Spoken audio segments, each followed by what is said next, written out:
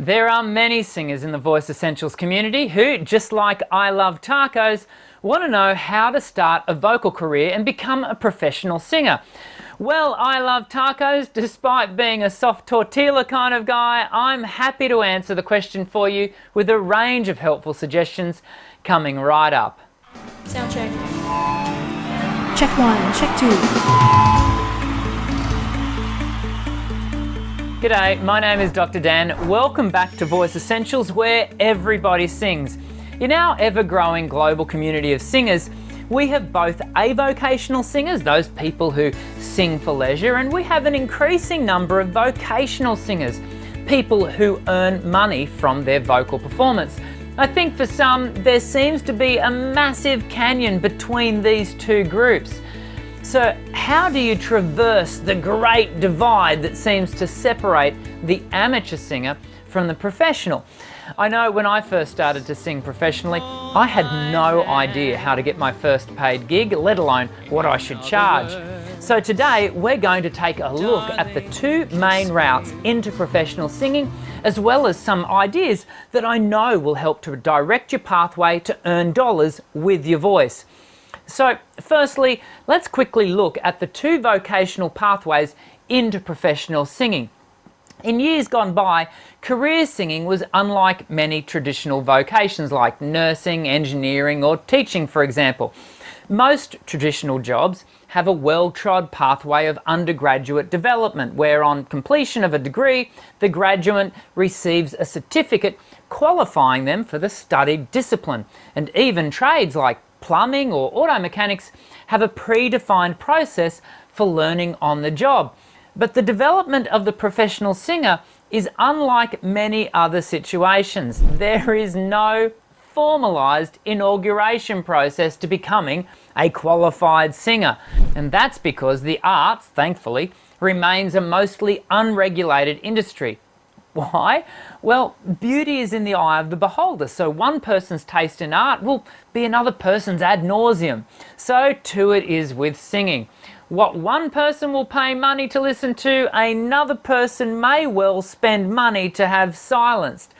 This all results in a muddy water existence for the developing singer who wants to make singing their career, because getting a start into the industry can be as simple as, or as equally as hard as, finding a performance space that likes what you do, thus giving you a stage to perform on. So for a long time, the primary pathway towards vocational singing was the non-scholarly route, learning on the job, if you will.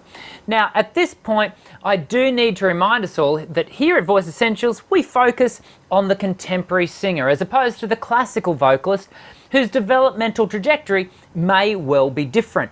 In fact, classical singers have had well-trod vocational pathways for decades, if not centuries, and it is the classical model of conservatory or tertiary training that many singers of popular culture musics are starting to emulate. Typically delivered as an undergraduate degree followed by postgraduate options, the academic route of advancement seeks to formalise the developmental progress of a young singer, helping to direct their journey technically and aesthetically.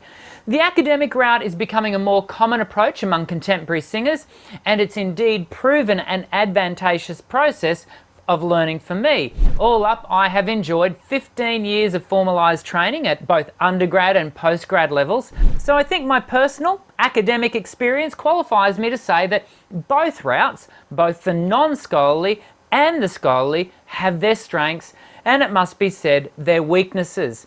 The strengths of the academic route include access to highly qualified teaching staff, as well as a certificate at the end of the journey for all of your trouble. The weakness is found in the cost of that same certificate, a price that your weekly paycheck may struggle in the future to afford. The merits of the non-scholarly route include the resilience that on-the-job training can develop, but one weakness is the absence of certification for all that blood, sweat and tears learning. Of course, it needn't be a simple either-or scenario. Many people, myself included, earn an income performing and recording, all while completing their degrees. I guess what I want to stress is there isn't one right way. Always remember, you don't need an expensive degree to become a successful singer who earns money with their voice. The degree may prove to be beneficial in the future, especially if you want to start teaching, for example, but the practice of performance is a matter of you either can or you can't. And most venues won't ask to see your CV before they give you a gig. I hope you'll continue watching because I've got a few suggestions for those singers who are just starting out. But before I share these pearls of wisdom, please take a moment to hit the thumbs up button if you already learnt something from today's video. The first thing I want to say to you if you're just starting out with gigging is start small.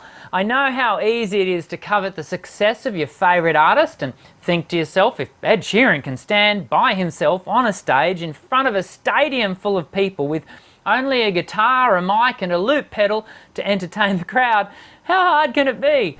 Well, maybe you do have the chops to do an even better job than Ed, but allow me to point out that Ed Sheeran has gathered a truckload of experiences in the lead up to his world tours. Don't circumnavigate the journey. The journey has too much to teach you. My second piece of advice is summed up with the old saying, a burden shared is a burden halved. The term we use in music that encapsulates this adage is collaboration. There are very few people on the planet who are one-man bands or one-lady bands. The vast majority of singers that find success when they collaborate with a fellow musician. Collaboration drives creativity and can enhance the enjoyment of music. It also can form points of accountability, and this can be super helpful, especially for those of us who need that extrinsic motivation to help us to achieve our goals. My third instruction is to remain focused. The temptation when starting out is to be a jack of all trades. I certainly want to encourage you to develop a variety of skills as a singer, but your success as a vocal business, yes, you are now a business, will be predicated on being known for your point of difference. For example, become excellent at one genre, and then once you've really got that humming along, consider adding another genre. Always remember, you can't be all things to all men or women for that matter. Now, fourthly, if you want to do this singing thing for a job, then settle in for the long haul. It's highly unlikely that you'll do 1 or 2 gigs, be spotted by a talent scout, and suddenly find yourself playing to packed audiences with the backing of an international label. No, it's far more likely that you'll do the hard yards. Day in, day out, grinding away the small hours of the night. Trust me when I say success comes to those who show up again and again and again. My fifth piece of advice is to behave professionally at all times. Till now, we've been using the term professional to denote payment for service, but here I want to use it to signify an attitude. I once heard it said that your attitude will determine your altitude. Your level of professionalism should not change regardless of the type of gig or how much you are or are not being paid. Hey, if you're searching for ideas about where to start performing, then click this link for a range of great performance suggestions for the beginner performer. I hope to see you again soon. I'm Dr. Dan. Sing well.